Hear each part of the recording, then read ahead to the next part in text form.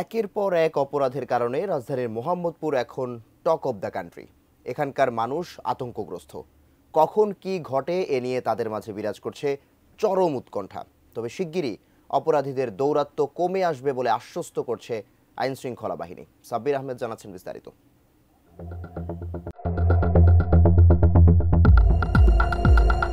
৫ আগস্টের পর থেকে মোহাম্মদপুর যেন এক আতঙ্কের নগরী, যেখানে প্রায় প্রতিনিয়তই ঘটছে ছিনতাই, চাঁদাবাজি, দখলদারিত্ব, মারামারি, খুনসহ নানা অপরাধ।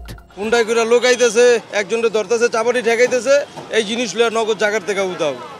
এই যে কালকা রাইতে আদাবর 16 নাম্বার আমার চোখের সামনে একজনের থেকে 2টা মোবাইল লেগে গেছে চুরি টাকা। আমি দাঁড়ায় দাঁড়ায় দেখতেছি, আমি কি করবো? আমি কি যে ওই জায়গায় ইয়া খামো, অগতে ইয়া খামো, মাইর খামো? এই অবস্থা। মানে মোহাম্মদপুরের নাম যদি কেউ হনে অন্য এলাকার মানুষ, এরা এই এলাকায় ঢুকতে চায় না ডরে। ভিতরে দিয়ে চুরি টাকাতে এটা দৈনিক আজান হইতাছে মোহাম্মদপুরের ভিতরে। এগুলো আর বলার কিছু নাই ভাই। মনে করেন এই এলাকার মানুষ আছে পুরো আতঙ্কে। খুব ভয় লাগতেছে, এখানে খুন খারাপি হয় বেশি, সন্ত্রাস বেশি, অনেকে আসতে পারে না এদিকে। তো 3 আসামের কথা বললে জানা যে সবাই এখানে খুন খারাপি হয়, ডেলি হয়, মারামারি হয়। আর আমরা নিজেরা এদিকে থাকি মোহাম্মদপুরে, অনেক আতঙ্কতে থাকি। রাত্রে মনে করেন বেরোতে পারি না, কোথাও গেলে বাসায় যদি ঢুকি সন্ধ্যার পর বেরোতে ভয় করে। বসিলা ব্রিজ, বসিলা 3 রাস্তার মোড়, নবোদয় হাউজিং, রায়ের বাজার, মোহাম্মদিয়া হাউজিং, বুদ্ধিজীবী কবরস্থানের উল্টো দিকের রাস্তা, Basila garden city, Bihari camp এবং মোহাম্মদপুরের বিভিন্ন হাউজিংগুলোকে রেড জোন হিসেবে চিহ্নিত করেছে পুলিশ। এসব এলাকায় বাড়ানো হচ্ছে নজরদারি। গেল 1 মাসেই পুলিশ গ্রেপ্তার করেছে 400 জনকে।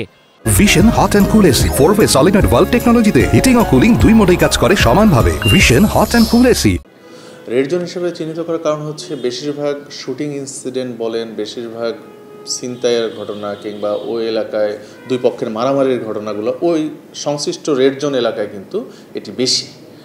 অন্যান্য আইন শৃঙ্খলা রক্ষাকারী বাহিনী, বাংলাদেশ সেনাবাহিনী, র্যাব সম্মিলিতভাবেই কিন্তু আমরা মোহাম্মদপুরের বিভিন্ন রেড জোন এলাকায় একের পর এক অভিযান করে আমরা যে সে সকল এলাকায় তালিকাভুক্ত সন্ত্রাসী কিংবা সে সকল এলাকায় আনরেস্ট সৃষ্টিকারী যে কিশোর গ্যাংয়ের সদস্যরা ছিল তাদেরকে কিন্তু আইনের আওতায় এনেছি।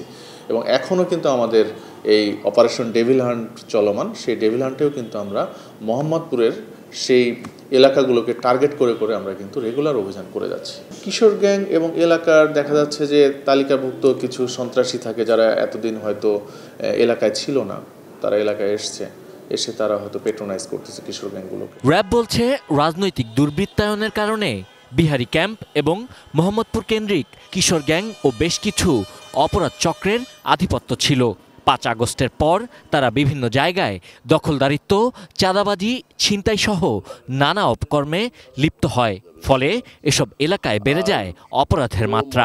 আদাবর কেন্দ্রিক যে কিশোর গ্যাং, এটা হলো ওই সেই আগের যে সন্ত্রাসী গোষ্ঠী যারা 5 আগস্টের পূর্বে যেসব রাজনৈতিক নেতৃবৃন্দ তাদের আশ্রয় প্রশ্রয় দিত, এরাই এখন বিভিন্ন এই হাউজিং কেন্দ্রিক চাঁদাবাজি, ছিনতাই এগুলো করে যাচ্ছে।